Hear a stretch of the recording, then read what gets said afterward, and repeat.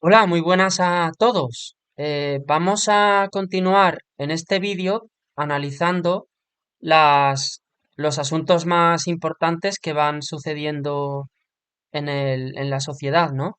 En este caso, del 23 al 29 de septiembre de 2024, porque están sucediendo eh, asuntos que a mí me parecen muy complejos, sobre todo lo que está pasando con Israel y Palestina, que es un tema eh, delicado y polémico. Y también eh, todo sigue apuntando en la dirección de cada vez someternos a mayor control, que eso es lo que más interesante me parece de estos vídeos, que se ve cómo, aunque pasan las semanas, las noticias marcan un rumbo, marcan un camino. De hecho, me gustaría hacer un vídeo sobre por qué motivos merecería la pena salir a la calle y por cuáles no merecería la pena. Y posiblemente lo haré porque me parece muy importante que sepamos o debatamos qué es lo que es realmente importante y lo que es paja, por así decirlo, o distracciones. Em, pero antes de empezar a comentar las noticias, quisiera responder al reto que planteé en el vídeo anterior, porque encontramos unas noticias que decían que los ictus y los casos de cáncer estaban aumentando mucho, sobre todo en los últimos 20 o 30 años, eh, y también se estaba reduciendo la edad, o sea que aparecen cada vez en personas más jóvenes y tanto oncólogos como médicos, cardiólogos y demás, pues se están preguntando el por qué y aparentemente no dan con la causa. Entonces, yo os pregunté que, qué pensabais que podía ser los factores involucrados en esto y que dieseis alguna prueba, ¿vale? Entonces yo, al menos en el tema del cáncer, he encontrado eh, un par de factores que sí que han estado aumentando a lo largo de estas últimas décadas o años y que está comprobado científicamente que están vinculados al cáncer, por lo cual podrían ser entre otros, los que están causando este aumento de tumores. Entonces os voy a poner las gráficas a continuación. Vale, la primera dice, bueno, muestra cómo la, los residuos de plástico, por tanto el consumo de plástico ha ido aumentando drásticamente desde los años 80, en el que era bastante escaso el consumo, hasta hoy en día, hasta 2024, ¿vale? En millones de toneladas, los datos, fijaros, por ejemplo, los que tienen que ver con bienes de consumo han pasado de unas 20-25 millones de toneladas por año a 47. Em, También en el ámbito textil, la ropa que nos ponemos, los aparatos eléctricos o electrónicos, otros como juguetes, jabones, productos de higiene, cosméticos, etcétera. En todo se utiliza plástico. Vale. La siguiente gráfica, por ejemplo, nos indica en España desde el 2000 hasta 2022 cuánta agua embotellada se consume en millones de litros. Y se ve claramente que ha ido aumentando muchísimo con el paso del tiempo. Eh, vale, y finalmente eh, os enlazaré un fragmento de un artículo científico donde han investigado, esto es reciente, porque se está empezando a investigar ahora, que los nanoplásticos, ¿vale? Nanoplástico son plásticos que tienen un tamaño entre 1 y 1000 nanómetros. Esto quiere decir, para que os hagáis una idea, que son unas 7 veces más pequeños que un glóbulo rojo, los más grandes, porque un glóbulo rojo tiene 7 micras, o sea, 7000 nanómetros. Vale, son mucho más pequeños que un glóbulo rojo. Pues este tipo de plásticos, que todos los plásticos que utilizamos al final se degradan y se convierten en micro y nanoplásticos. Vale. eh, Se ha descubierto que al exponer determinadas células a estos nanoplásticos, en este caso de poliestireno, pero se puede aplicar a cualquier otro plástico, al cabo de 6 meses, los indicadores o marcadores del cáncer eh, suben increíblemente tras la exposición. Y esto pasa en células que son normales, que son sanas, en células tumorales y en células de tumores ya muy agresivos. Además, he leído otros artículos que indican que los micro y nanoplásticos favorecen la metástasis, ¿vale? Con lo cual, aquí tenemos un factor que sin duda está influyendo en los casos de cáncer, aunque estoy seguro de que hay muchos más. Vale. Por otro lado, he encontrado gráficas que os voy a colgar también. Por ejemplo, esta dice que el consumo de azúcar desde 1822 hasta 2005, pues se ha incrementado muchísimo en Estados Unidos, pero también en Europa y en todo el mundo en general. En este caso, bueno, lo mide en libras por año y por persona, ¿no? Vale. Y la siguiente, bueno, el azúcar, el consumo de azúcar también está demostradamente vinculado al cáncer y a todo tipo de enfermedades, incluido, incluidos los infartos, la obesidad, la diabetes, cáncer, infartos y muchas cosas más, el síndrome metabólico, están todas vinculadas al azúcar. Vale, pues os voy a poner también una imagen que he visto que demuestra que todas las marcas, bueno, todas no, pero muchas marcas, las principales de alimentación que encontramos en el mercado, en el fondo están todas, son propiedad de 12 empresas, ¿vale? Esas empresas son Coca-Cola, Mars, PepsiCo, Procter y Gamble, Unilever, Nestlé, Kraft, Danone, Mondelez y otras tres que no consigo ver bien, las cuales son propietarias de prácticamente todo. Bien, pues estas empresas llenan sus productos de azúcares y de otro tipo de aditivos y sustancias que son muy nocivas. Eh, a mi modo de verlo, esto, ¿por qué lo hacen? O sea, a mi modo de verlo, esto significa que estas empresas tienen la intención de enfermarnos, porque si no, no veo otra razón para hacer esto. Tienen la intención de enfermarnos. Em, vale, mm, pues dicho esto, eh, bueno, muestro las gráficas y pasamos a comentar las noticias.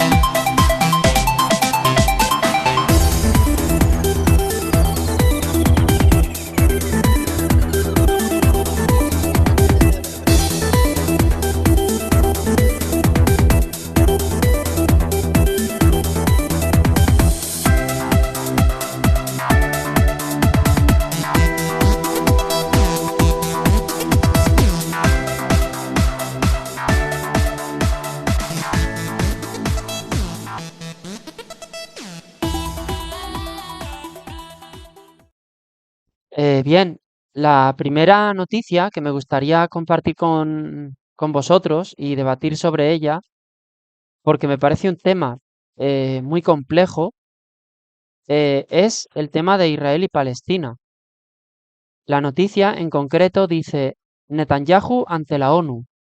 No hay lugar en Oriente Medio que el largo brazo de Israel no pueda alcanzar, ¿vale? Eh, vale, evidentemente el largo brazo de Israel no es largo, es larguísimo, porque tened en cuenta que los judíos controlan a nivel global la banca, controlan grandes sectores de la economía planetaria, controlan la política de Estados Unidos, es decir, su influencia en el mundo es hiperbólica, por así decirlo. Vale, sin embargo, eh, este tema de Israel y Palestina, por lo que veo, genera una polarización muy grande. Hay personas que están completamente a favor de Palestina sin entrar en matices y otros están a favor de Israel sin entrar tampoco en matices, lo cual me parece que no lleva a entender la realidad de todo este asunto. Vale, entonces esto sucede, creo yo, esta polarización, porque se asocian entre sí cosas que no están relacionadas. Por ejemplo, defender que Palestina tiene derecho a ser un Estado o una nación eh, no significa defender el Islam y la terrible dictadura de la Sharia, ¿no? Y de esas horribles normas. Así como estar en contra de las acciones de Israel contra otros pueblos tampoco significa eh, desear o querer algo malo para los civiles de este país. eh, Porque al final lo que importa en todos estos conflictos son los civiles, ¿vale? Las dos partes que están enfrentadas, los dos gobiernos, son nefastos, son nefastos. Eh, por lo que he podido leer, eh, bueno, todo esto empezó prácticamente desde que se crea el Estado de Israel, eh, porque en efecto Israel desde el comienzo empezó invadiendo fragmentos de la zona de los palestinos. Y los palestinos, en respuesta, se iban defendiendo mediante ataques. Sin embargo, a partir de 2006, eh, un partido o un grupo islámico, ¿no? Que es Hamas, se hizo con el control de Gaza, ¿vale? Y empezó a aplicar la Sharia, pero claro, ante las agresiones, eh, la población civil cae en una trampa, cae en la trampa del Islam del peor tipo. Eh, de este modo, yo lo que veo es que la población civil de Gaza se encuentra entre dos males.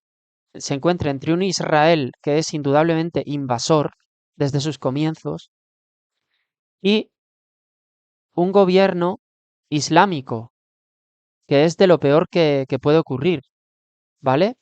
Entonces, en 2023 hubo un ataque de Hamas sobre el sur de Israel que ocasionó pues muertes y tal entre la población civil israelí.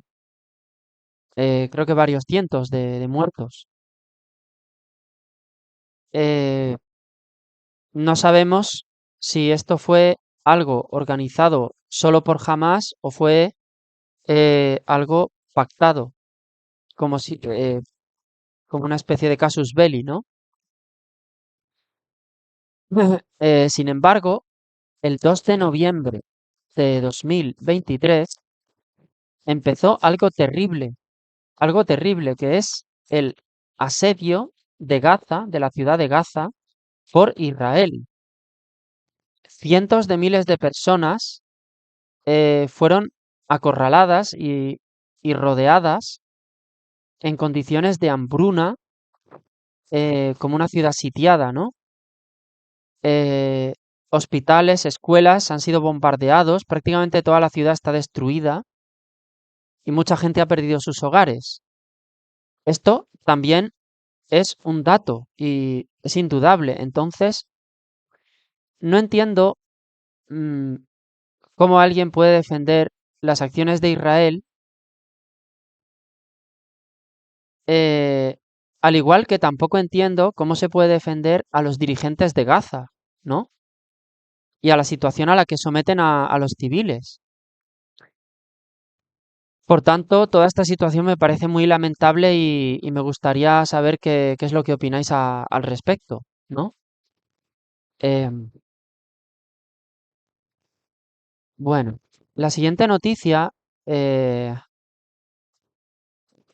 ha aparecido en el New York, en el National Geographic, y dice, España podría afrontar un clima árido para 2050, según un nuevo estudio, ¿no?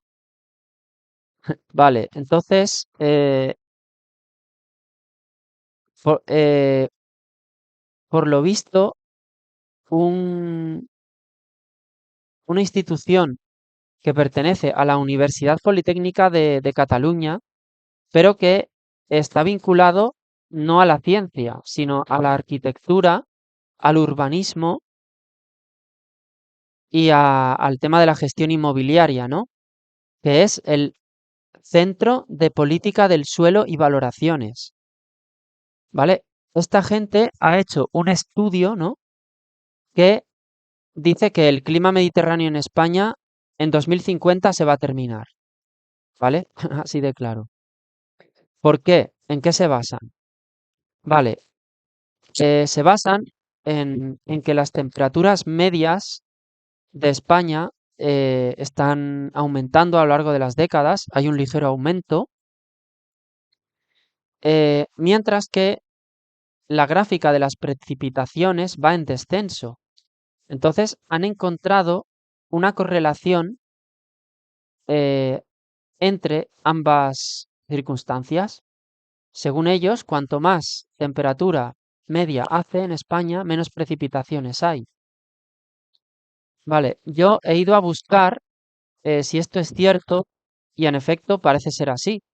Según datos de la AEMET, esto os pondré las gráficas al final del vídeo, la gráfica está siendo así. He caído en la cuenta de una cosa. eh, si las temperaturas del planeta o de una determinada región aumentan, lo normal es que aumenten también las precipitaciones, porque la lluvia está condicionada por tres factores, principalmente, que son la presión atmosférica, la temperatura y la humedad ambiental, ¿vale? O la cercanía a lugares con agua, con masas de agua. Entonces, en el caso de la temperatura, la lluvia aumenta conforme la temperatura sube. De hecho, la zona tropical es así. Llueve tanto por ser una zona tan cálida. Entonces, ¿cómo se puede explicar que en España, conforme las temperaturas suben ligeramente, también bajen las precipitaciones? ¿Funcionamos al revés? No lo entiendo. Entonces, desde mi punto de vista, debemos pensar en qué está pasando también para que llueva cada vez menos y para que haya menos agua, ¿no? Porque esta desertización y esta escasez de agua que dicen que va a pasar en España para 2050, posiblemente no se deba a causas naturales, sino que haya otras causas en juego, ¿no? Em, bueno, me gustaría saber qué pensáis al respecto jolín, en vez de ser tan pesimistas y ver que España se va a desertizar, suponiendo que esto va a ser así, pensemos el por qué y qué podemos hacer para evitarlo. O sea, si esto va a ser así, toda España debería estar pensando en eh, contribuir a fortalecer los bosques, a hacer plantaciones adecuadas, no monocultivos, en los bosques, favorecer los ríos, favorecer los estanques, los pantanos, cualquier fuente de agua. Deberíamos, toda España, crear un movimiento y con conocimientos acerca de los ecosistemas, favorecerlos y evitar malgastos de agua, porque el agua se malgasta de una manera constante. Eh, Simplemente, por ejemplo, para limpiar aljibes, depósitos de agua y demás, la ley establece que deben de limpiarse, por ejemplo, una vez al año o dos veces al año.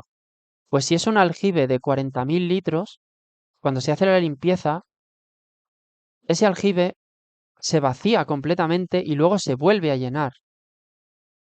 Es decir, tiramos 40.000 litros y volvemos a llenar con otros 40.000 litros, ¿vale? Y esto se está haciendo continuamente en todos sitios, en todos los sitios donde hay agua almacenada.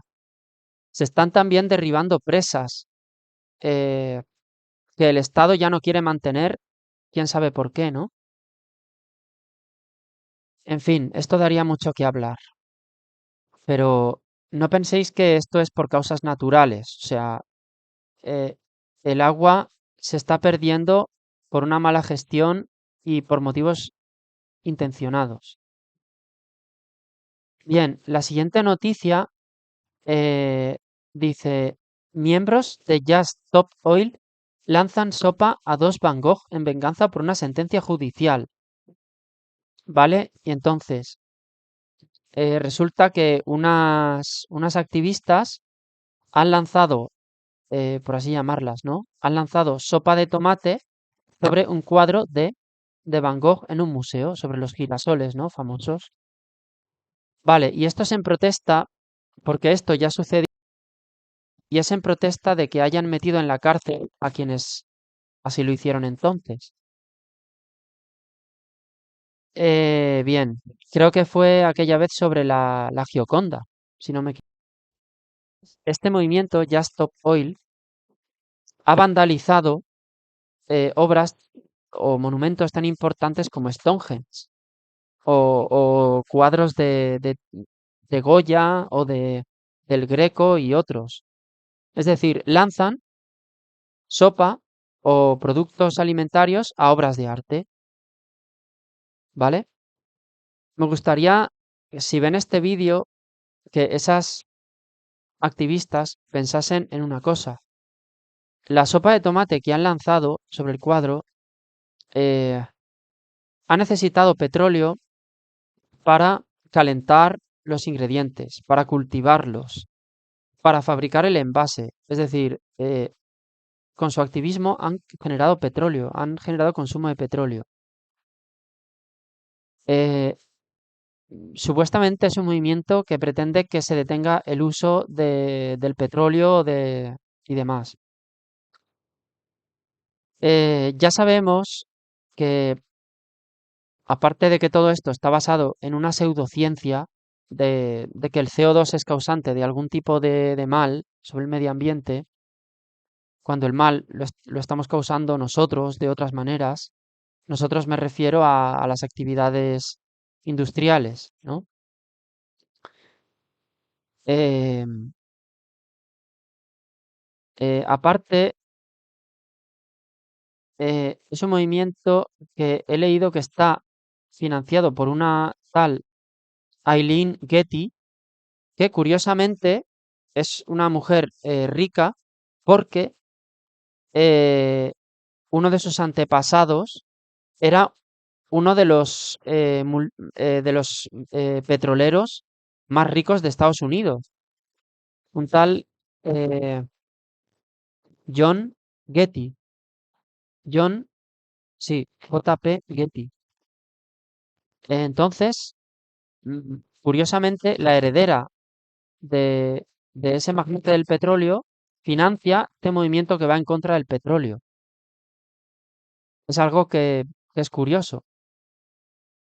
Pero sin embargo, a mí lo que me parece importante de este tipo de movimientos, como Greta Thunberg o el Just Stop Oil y otro movimiento que se llama Extinction Rebellion y muchos otros, lo que me da la impresión y la intención que creo que tienen es que la juventud de hoy en día, las nuevas generaciones, no escapen a su forma de entender el ecologismo, o sea, el falso ecologismo que ellos promueven. Falso ecologismo que tiene unos intereses de control social e industriales muy concretos y que además oculta los verdaderos males de la naturaleza, sobre los cuales no están proponiendo ningún tipo de acción. De hecho, los están encubriendo totalmente. Y eso es algo que también beneficia mucho a los intereses de los globalistas, ¿no? Vale, creo que no tiene mucha más relevancia. Bien, la siguiente noticia dice, ¿por qué no es mejor beber agua embotellada que del grifo? ¿Vale? Dice, un grupo de expertos en salud poblacional advierten en un artículo que el costo que el agua embotellada está teniendo para la salud humana y planetaria justifica un replanteamiento de su uso.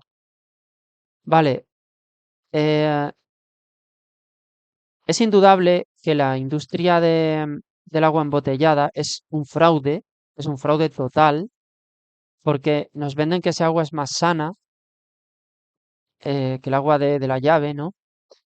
Bueno, em, genera una cantidad de residuos de plástico brutales al medio ambiente. Nos intoxicamos con las sustancias que ese plástico lleva, que ya hemos visto al principio del vídeo, que puede ocasionar cáncer por los nanoplásticos, aparte de que son disruptores endocrinos que ocasionan otros problemas de salud que ya hemos comentado en vídeos anteriores, ¿vale? Es un problema de salud mucho más grave de lo que parece. Bien, todas las botellas de agua tienen estas sustancias y mm, existe un negocio con el agua embotellada, pero existe un negocio también con las máquinas de ósmosis inversa para, digamos, quitar un poco las sales del agua y ciertos contaminantes orgánicos y demás. Pero muchas de las sustancias nocivas, tanto del agua del grifo como de la embotellada, quedan a pesar de la ósmosis inversa.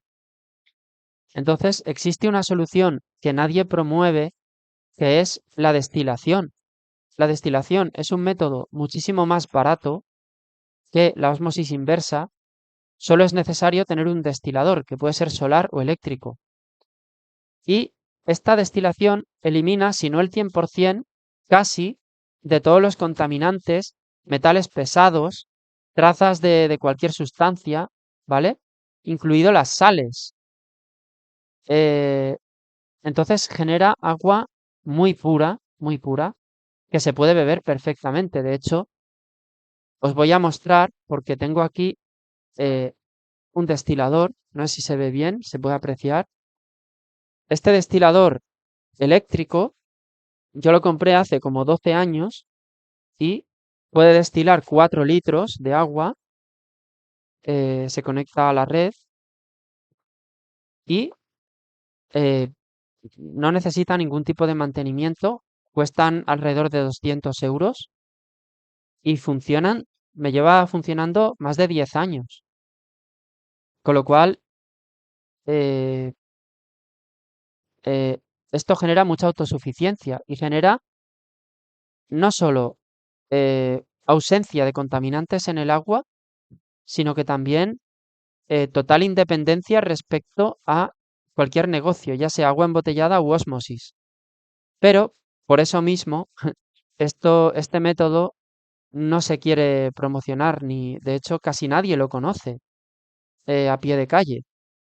Así que yo os animo a que compréis o bien un destilador eléctrico o si tenéis la suerte de tener un terreno, podéis tener o construiros un destilador solar, que es muy fácil de construir, ¿no?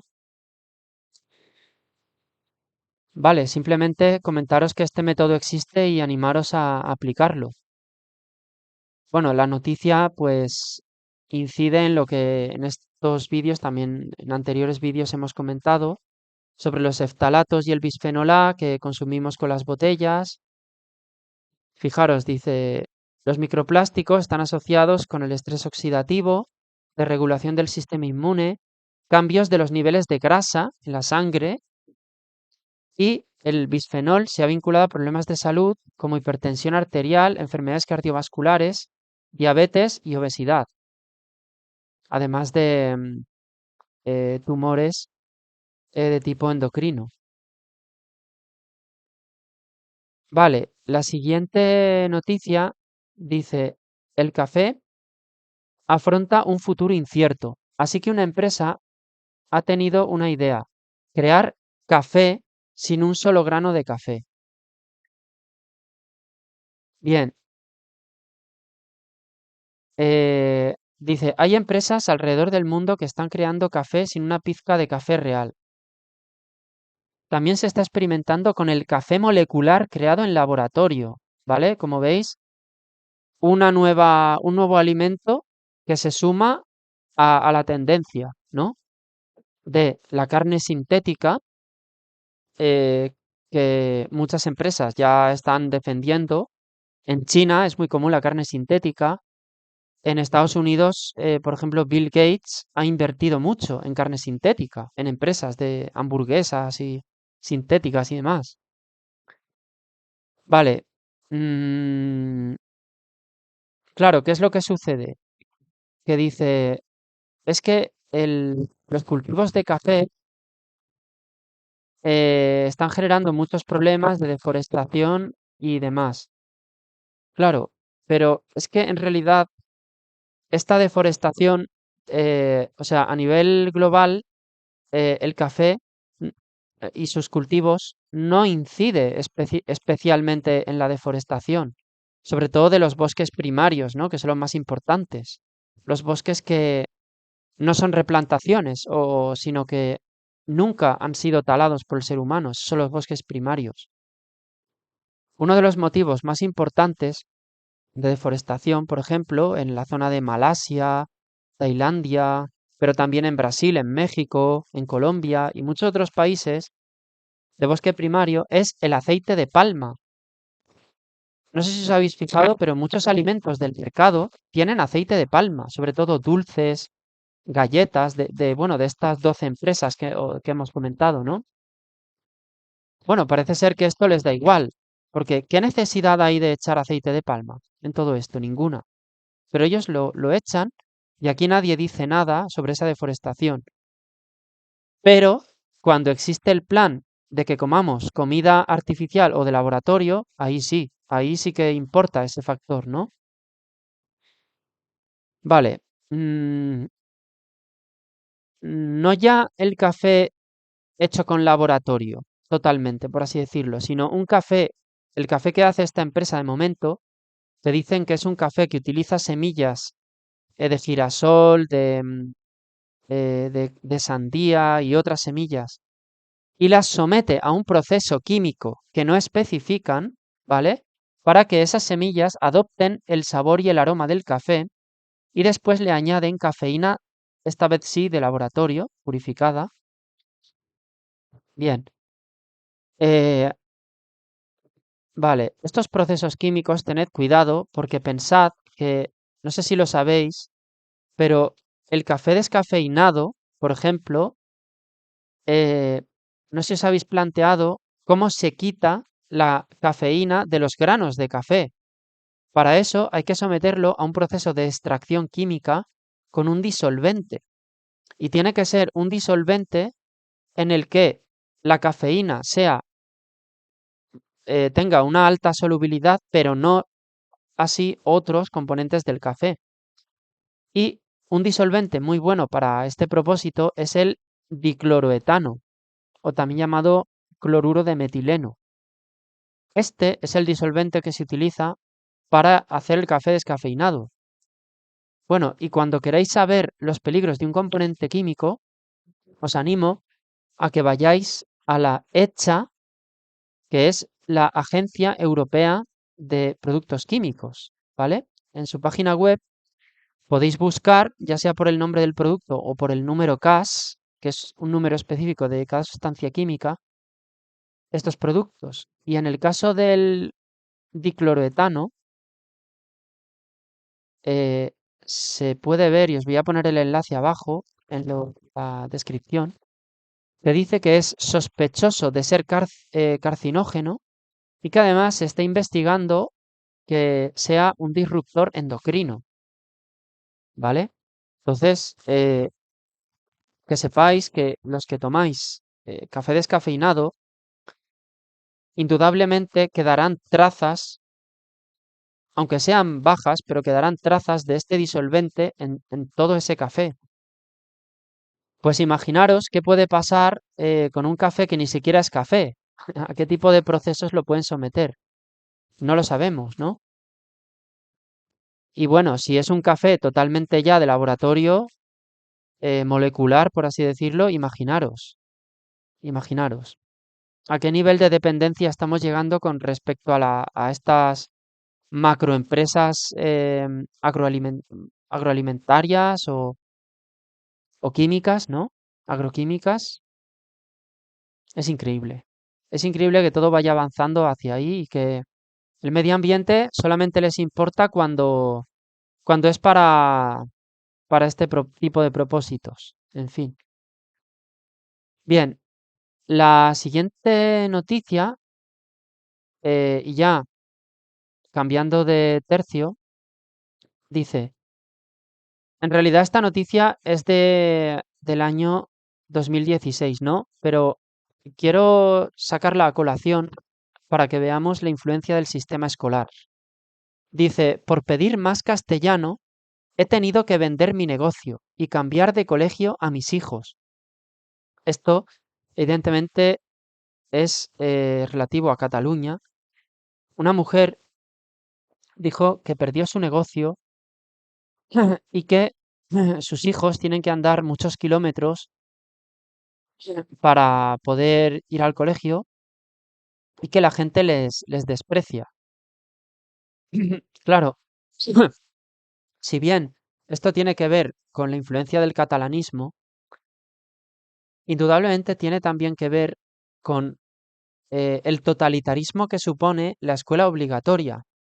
De hecho, os animo a ver un vídeo que hice en el canal que se llama ¿Por qué defender el homeschooling? Porque en este tipo de casos al menos se debería de poder permitir la crianza sin escuela o la escuela en el hogar que llaman, que ya es legal en Estados Unidos, Reino Unido y otros países.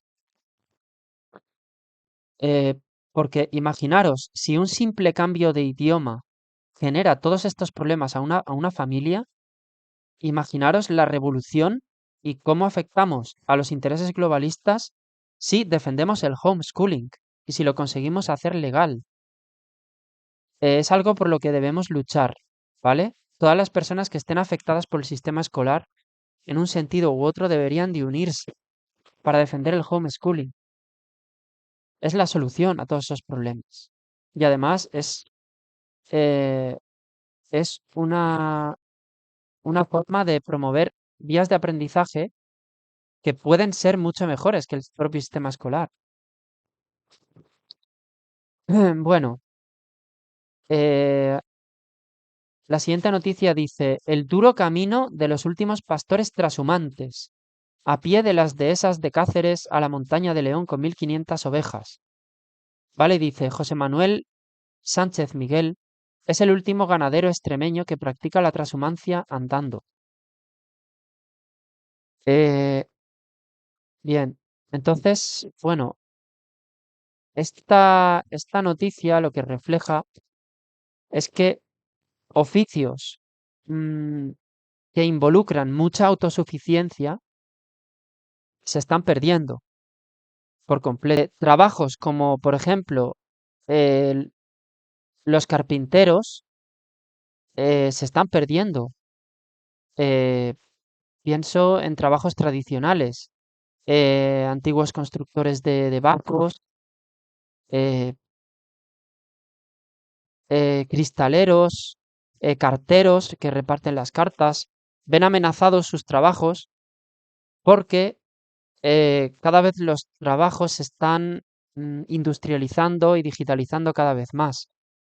Pero esta tendencia lo que indica es que las grandes corporaciones se están quedando con los negocios tradicionales, con los pequeños negocios, y eso es peligroso. Es peligroso porque, mira, pienso también en los zapateros, porque eh, aparte de que nos quita autosuficiencia como sociedad, da mucho más poder de control a esas grandes corporaciones. Nada, simplemente quería comentar esta reflexión. Bien, y la última noticia dice, el número de abortos voluntarios en España aumentó un 4,8% en 2023. ¿Vale? Entonces, bueno, dice que desde que se sacó una ley en 2023 que permite a las mujeres de entre 16 y 18 años abortar sin el consentimiento de sus padres, estos abortos han aumentado. Entonces, el tema del aborto genera polémica porque, por un lado, eh, obviamente hay casos en los que el aborto puede ser conveniente. No creo que sea, no creo que sea bueno prohibirlo absolutamente, como defienden algunos sectores, digamos, influenciados por la Iglesia, por ejemplo, pero tampoco creo que sea bueno potenciarlo tanto como se está haciendo en la actualidad con el movimiento feminista, que incluso lo defiende el aborto, cuando el aborto es una experiencia horrible para las mujeres, que además genera muchos riesgos para la salud, eh, aparte de que es un trauma psicológico. Además, permitir y alentar tanto el aborto genera una mayor irresponsabilidad respecto a las mujeres jóvenes, sobre todo, que se quedan embarazadas sabiendo que luego pueden abortar. Entonces, creo que se debería de concienciar mucho sobre este tema, de que el aborto es algo en realidad horrendo y horrible, y no alentarlo desde el movimiento feminista y no defenderlo como algo que sea sinónimo de libertad. Eso no está bien. Em, Al igual que tampoco es bueno prohibirlo del todo, por ejemplo, en el caso de deformidades muy graves del feto, patologías graves o em, mujeres que han sido violadas, por ejemplo. En fin, es un tema también complejo y polémico y me gustaría saber vuestra opinión al respecto. Y bueno, pues hasta el próximo vídeo. Nada, os animo a suscribiros y continuar participando. Saludos.